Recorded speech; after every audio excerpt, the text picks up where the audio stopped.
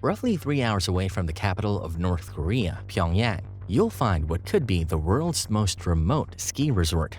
Masik Pass boasts 11 ski runs, 4 ski lifts, and a gear rental shop. The adjacent luxury hotel comprises of 120 rooms and offers amenities like a swimming pool, sauna, bar, and karaoke room. Snowmobiles were brought in from China, and chairlifts were imported from Austria because a Swiss company declined to sell them, which North Korea condemned as a serious human rights abuse. The resort has garnered a rating of 4.5 stars on TripAdvisor thanks to contented tourists, most of whom are from North Korea. Despite North Korea often being depicted as a destitute relic of the past, reports from defectors have begun to present a more nuanced view.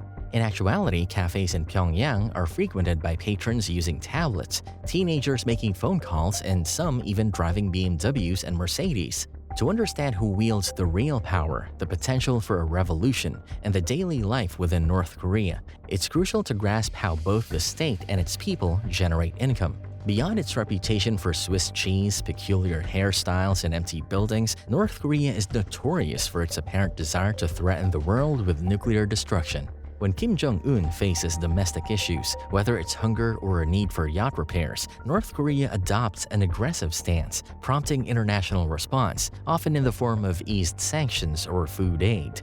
However, while Kim's fixation on nuclear weapons captures the most media attention, it is just one facet of North Korea's multifaceted strategy. In reality, their primary objective is survival. North Korea faces a fundamental challenge. It cannot relinquish its nuclear capabilities without risking becoming irrelevant. Simultaneously, it cannot thrive under the weight of international sanctions. Hence, for all 3 generations of North Korean leadership, the key to survival has been mastering the art of negotiation. They extract just enough aid to keep the country afloat while retaining their sole source of leverage, their nuclear arsenal. Before founding the Democratic People's Republic of Korea, Kim Il-sung, the first leader, was an improbable choice for leadership. Despite his military experience fighting alongside Chinese communists and later in the Soviet army, Kim Il-sung lacked essential soft skills needed to govern a communist republic. His education was limited, his command of the Korean language was mediocre, and his understanding of Marxist theory was considered insufficient. Nevertheless, he was eventually selected to lead the new state, albeit with substantial oversight. Soviet advisors drafted North Korea's constitution and pre-approved major speeches, effectively making it a puppet state, or in milder terms, a Soviet satellite regime. After the Korean War ended, Kim Il-sung became a national hero and had big dreams. He initially embraced socialism but later wanted North Korea to be more independent and not just controlled by Moscow or Beijing. To achieve this, North Korea played a game of sorts, keeping both the Soviet Union and China interested. If one offered help or promises, the other would do the same. They both knew they were being manipulated, but they preferred this over losing influence to the other. This pattern of reluctant support continues even today. While many people think China is North Korea's main ally, it's more like a strategic partnership. China's main concern is stability. They fear the worst-case scenario, which would be North Korea collapsing, leading to millions of refugees in their weak northeastern provinces and US forces moving closer to China's borders. So, as long as North Korea doesn't stir up too much trouble, China is happy with the way things are. China would like North Korea to follow their example of economic reforms and reduce their dependence on nuclear threats, but they also know they can't control North Korea completely. China is North Korea's biggest trading partner by far, but North Korea's propaganda can counterbalance any pressure from trade. In simpler terms, China has the power to hurt North Korea economically or militarily and could even change its leadership if necessary. China's influence over North Korea lacks precision. Because China's primary concern is stability, it doesn't currently see a reason to use its considerable power aggressively, which limits its ability to make North Korea do what it wants. While there's a clear power dynamic between these two nations, neither is likely to take extreme actions. For instance, when Kim met with Xi Jinping in 2018, he appeared deferential, taking notes as the Chinese president spoke. China has historically criticized North Korea's missile tests and supported UN sanctions. However, Xi recently made the first visit to Pyongyang by a Chinese leader in 14 years. North Korea, on the other hand, understands that it can't afford to anger its closest friend, considering the consequences of losing an ally. North Korea had faced a devastating famine under the collapse of the Soviet Union in 1991, which resulted in the deaths of hundreds of thousands, if not millions, of people. Before that, the government distributed food through its public distribution system, where farmers gave their harvest to the government, which then distributed it to the population. This system worked well in the 1950s, 1960s, and 1970s, even making neighboring Chinese towns envious. However, in the 1980s and 1990s, the system collapsed dramatically. Daily food rations that were 450 grams in 1994 dwindled to just 128 grams by 1997. Eventually, only 6% of the population received food from the government, which had promised to provide for everyone. This period was arguably one of the most critical moments in North Korea's history, alongside the deaths of its first two leaders.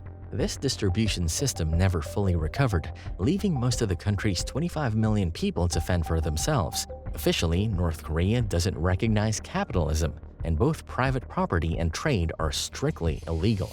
In reality, despite the official stance, capitalism can be found throughout North Korea, from the most impoverished citizens to the highest echelons of the regime. Nearly everyone holds a government-assigned job, yet a 2010 survey of defectors revealed that 62% had engaged in unofficial, off-the-books work in the gray market. Married women can register as full-time housewives rather than holding official jobs, granting them the freedom to initiate private businesses. Across the country, women can be seen at roadside markets selling food and homemade or imported products like Russian cigarettes and Chinese beer. Paradoxically, this informal economy has led to surprisingly strong women's rights in North Korea, with many women earning considerably more than their husbands. While the government is aware of these illicit activities and could, in theory, eradicate them, most of the population relies on private markets for basic survival due to lingering effects of a famine 3 decades ago. Additionally, the bulk of this trade is driven by economic, not political motives.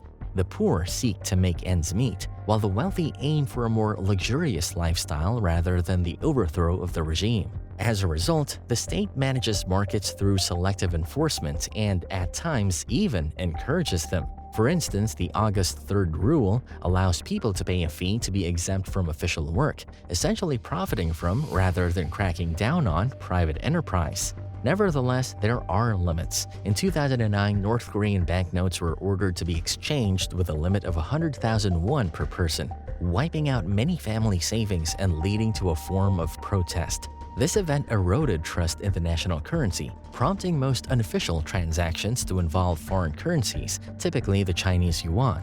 Private enterprise isn't confined to individuals alone. Even government committees and departments resort to capitalism. Many offices have had limited or no resources for decades, compelling them to generate their own. Individuals with authority often use their influence to start businesses, sometimes employing the national military as workers. Those who navigate the system well and offer bribes can become exceedingly wealthy, even by international standards. These affluent families drive luxury cars, own cell phones, and enjoy Western food in Pyongyang, which some humorously refer to as the Dubai of North Korea. In many ways, North Korea is like two very different countries, the one observed by the outside world with tall buildings and bright lights, and the one experienced by the vast majority of its population just minutes away, with expansive fields and scarce electricity. There's the renowned monument to socialism, and nearby, private shops selling Western clothing. On the surface, North Korea appears to have an unwavering ally, but in reality, it's at best ambivalent. For now, the system endures. Yet, inevitably, in the future, North Korea, like the Soviet-era machines that power its factories, might simply stop functioning for various, possibly minor reasons. Considering its idiosyncrasies, it's remarkable how long the system has persisted.